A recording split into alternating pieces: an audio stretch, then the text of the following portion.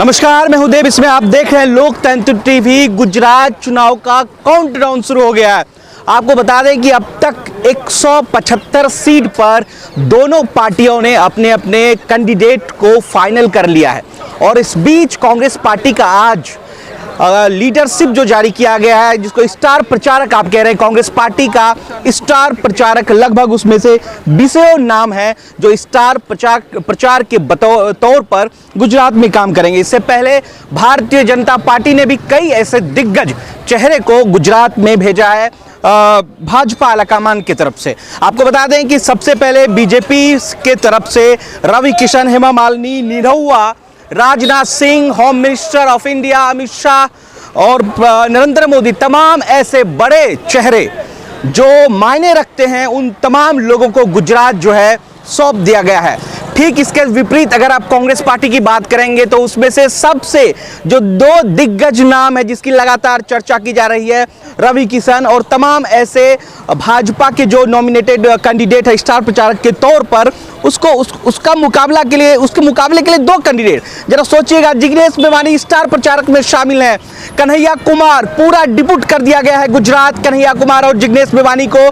जो सबसे युवा चेहरा अशोक गहलोत है और तमाम छत्तीसगढ़ सीएम बघेल साहब है, उसमें Kamal Nath former chief minister of Madhya Pradesh, ऐसे तमाम दिग्गजों दर्जनों नेता हैं जिसको गुजरात सौंप दिया गया है। मैं आपको लगातार बताने की कोशिश कर रहा हूं कि सबसे पहले जो है राजस्थान के मुख्यमंत्री भी उसमें शामिल हैं।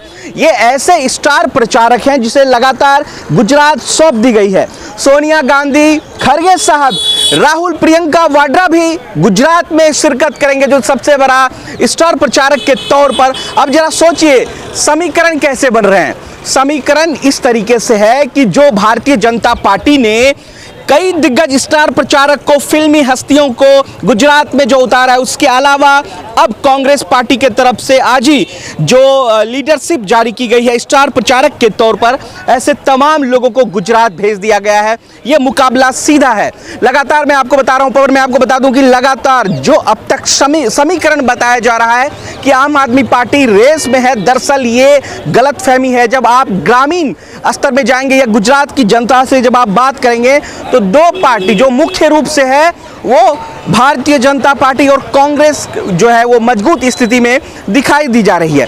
हालांकि आपने देखा होगा कि कई ऐसे ट्वीट जो है लगातार किए जा रहे हैं। कपिल मिश्रा, हिंदुत्व का जो सबसे बड़ा चेहरा है, वो भी गुजरात को लेकर कई सारे ट्वीट उनके आ रहे हैं कि गुजरात में हिंदुत्ववादी का एक रूप दिया जा रहा है। दरअसल ये यहाँ नहीं चलने वाला, क्योंकि अब तक गुजरात की जनता ने मन बना लिया होगा।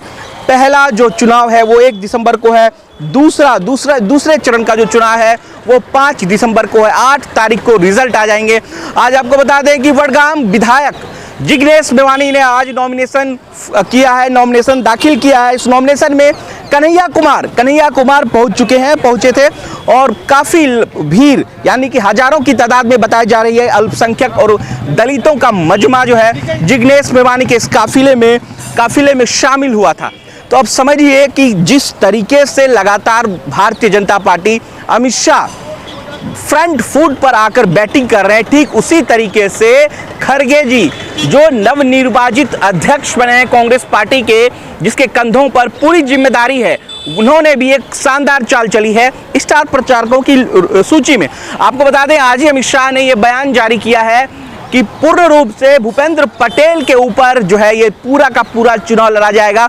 अगर गुजरात में भारतीय जनता पार्टी वापसी करती है तो भूपेंद्र पटेल ही होंगे मुख्यमंत्री। ये भी आज भाजपा कार्यालय से नोटिफिकेशन जारी किया गया। अमित शाह ने साफ कहा है कि अगर फिर से गुजरात में सरकार बनती है तो सबसे पहले भूपेंद्र बघेल होंगे मुख्यमंत्री।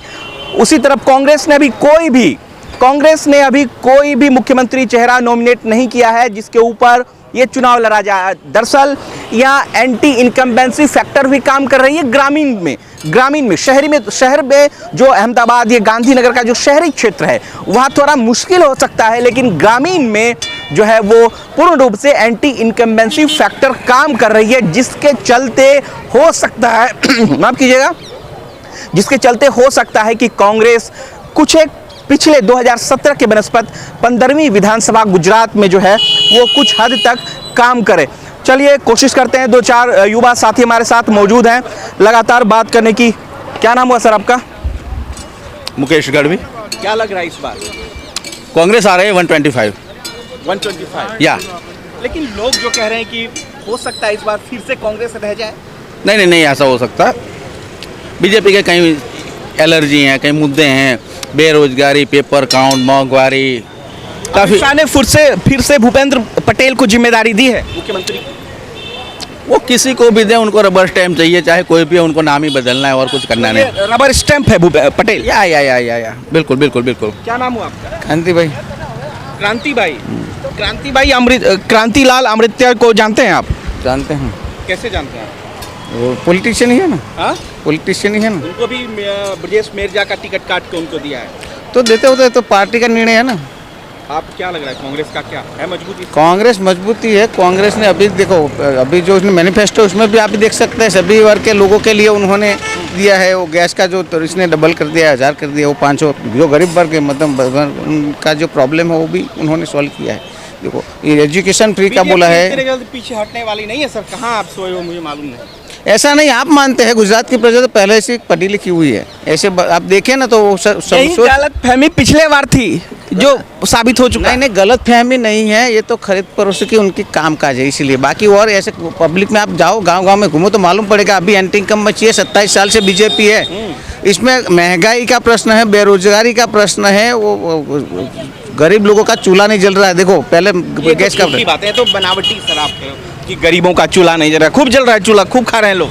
वो आप देखो ना, कोई महिला को पूछो अब जाके, पहले वो गैस का सिलेंडर अपनी बहनें वो की आंखें नहीं जले ये सब बोल के पहले दिए फ्री में वो गैस के बोतल, और अभी 1-1 हज़ार रुपया लेके देते हैं। कन्हैया को स्टार प्रचारक में शामिल किया है भारतीय कांग्रेस ने। वो तो कांग्रेस में अंदर की बात है, उनको मालूम होगा, वो लिस्ट में होगा। आप श्योर है कि इस बार जो है कांग्रेस ही आएगी इस बार? देखो आप देखेंगे पूरे इंडिया बढ़ाने के लिए तो नहीं बोल रहे हैं। क्या नंबर बढ़े, हमें क्या फायदा नंबर बढ़ने से? अभी आज नहीं तो कल सोच रहेंगे। कार्यकर्ता नहीं है आप कांग्रेस का कार्यकर्ता है, कांग्रेस के विचार नहीं कहते बोल रहे होंगे कि आ जाए किसी तरह नहीं, पब्लिक लाएगी। देखो ऐसा कोई किसी तरह से आने वाली कुछ नहीं है इसमें, ये पब्लिक इसको वोट करके लाने वाली है। अभी चलिए 27 साल का एंटी इनवेंसी फैक्टर जो है काम कर रहा है गुजरात में, ये लगातार यहाँ के जनता का कहना है। लेकिन एक बात समझ जाइए कि जिस तरीके से जो चाल अमित शाह ने चली स्टार प्रचारक की सूची में, वो चाल दरअसल खड़गे जी ने चल दी है। कैसे मैं आपको समझाता हूं कि मनोज तिवारी, नीरव वार, रवि किशन जैसे दिग्गज नेताओं को गुजरात भेज दिया, और उसी के ठीक विपरीत आप समझिए कन्हैया कुमार और जिग्नेश मेवानी को फील्ड में उतार दिया है स्टार प्रचारक के रूप में। ये दोनों ऐसे धुरंधर हैं जो जाहिर तौर पर मैं आपको बता दूं कि एक कदम पीछे हटने वाले नहीं है, वो पूरी भूमिका निभाएंगे कन्हैया कुमार और जिग्नेश मेवानी। तो एंटी इनकम्बेंसी फैक्टर कितना काम करेगा गुजरात में, ये सबसे बड़ा सवाल है। लगातार अब लोगों का मानना है कि जो 27 साल से बीजेपी रूल कर रही है फिलहाल गुजरात में, दरअसल इस बार वो कड़ी टूटने वाली है और इस बार जो है भाजपा बैकफुट पे जाएगी। शायद इसी बात को मद्देनजर रखते हुए अमित शाह ने पहले ही एक चाल चल दी।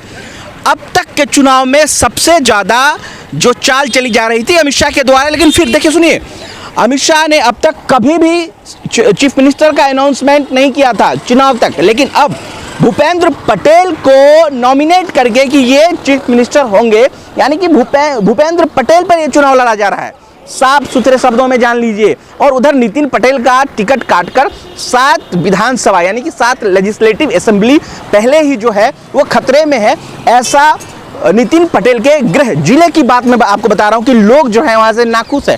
तो कुछ कड़ी है जो लगातार भारतीय जनता पार्टी की कमजोर कड़ी बताई जा रही है। अगर यहां पर कांग्रेस फ्रंट फुट पे खेलती है तो शायद इस बार जो है कांग्रेस वापसी कर सकती है। इसका सीधा सीधा जो है असर जरूर इस बार गुजरात में 15वीं लोकसभा में 15वीं विधानसभा चुनाव गुजरात में पड़ने वाली है।